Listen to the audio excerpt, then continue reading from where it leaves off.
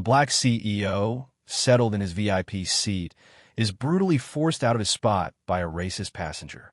The worst part is that 5 minutes later, he discovers that the man is none other than his own boss. Stay tuned to find out how this story ends.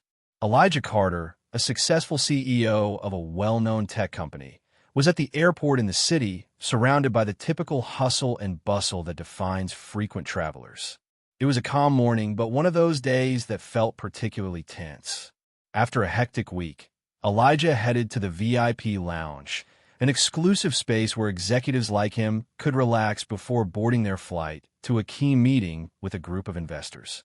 The atmosphere in the VIP lounge was sophisticated, with leather furniture, soft lighting, and a variety of high-end drinks. Elijah, in his custom suit and impeccable demeanor, appeared completely out of place among the diverse group of executives. Although his position and achievements placed him among the highest ranks, Elijah couldn't shake the feeling of displacement in certain environments, especially when he noticed the furtive glances from others. Racism, though subtle, was always present. Elijah settled into a comfortable chair by the window, his briefcase on the table, and a cup of coffee in hand.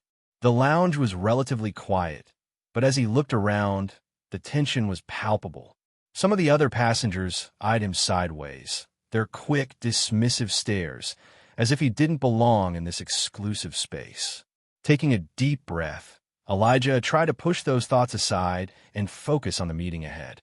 At that moment, a light-skinned man with graying hair, dressed in a suit that was clearly not in the same league as Elijah's, approached the VIP area with an authoritarian attitude. Elijah didn't recognize him first, but as the man came closer, he realized something wasn't right. The man looked him up and down with a look of discomfort and then, in a dismissive tone, addressed him. "Sorry, but this seat is reserved for higher-profile passengers, not people like you," the man said, looking at Elijah with a fake and arrogant smile. "You can go to the other lounge if you need a place to wait." Elijah, who had dealt with these kinds of racist comments in the past, felt a mix of frustration and resignation. But there was something about the man's attitude that made him react differently. Despite feeling the weight of humiliation in his chest, he wasn't going to let the comment slide. He stood up calmly, his face maintaining a serene expression, and grabbed his briefcase. "Fine," he said, without raising his voice. "I'll take it as a mistake. But it's a shame that the concept of higher profile is so limited by skin color." With one last cold look, Elijah walked towards the other section of the VIP lounge, without turning back to look at the man, but feeling the indignation bubbling inside him. It wasn't the first time he had faced something like this, but something about that man's brazen attitude hit harder than ever. The man, feeling victorious as he watched Elijah rise and walk away, settled into the seat that Elijah had just left. However, there was a look of self-satisfaction on his face that would soon be replaced by surprise. 5 minutes later, the boarding announcements began to sound over the airport loudspeakers. Elijah headed toward the boarding gate, trying to leave behind the humiliating experience. He sat in the waiting area to board the plane when something he never would have expected happened. The man from before, now near the boarding gate, looked at Elijah from a distance. This time, without the arrogance he had shown earlier, he approached him with a forced, nervous smile. "Sorry about earlier," the man started, his voice wavering. "I didn't know this seat was, well, reserved for you. I'm James Hawthorne, CEO of Global Tech. I'm sure we'll see each other at the meeting." At first, Elijah couldn't understand what was happening.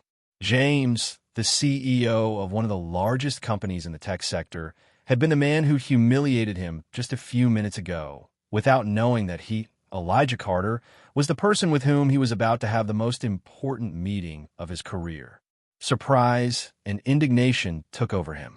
"And what made you think I didn't deserve that seat, James?" said Elijah, maintaining his composure, but with a firm tone.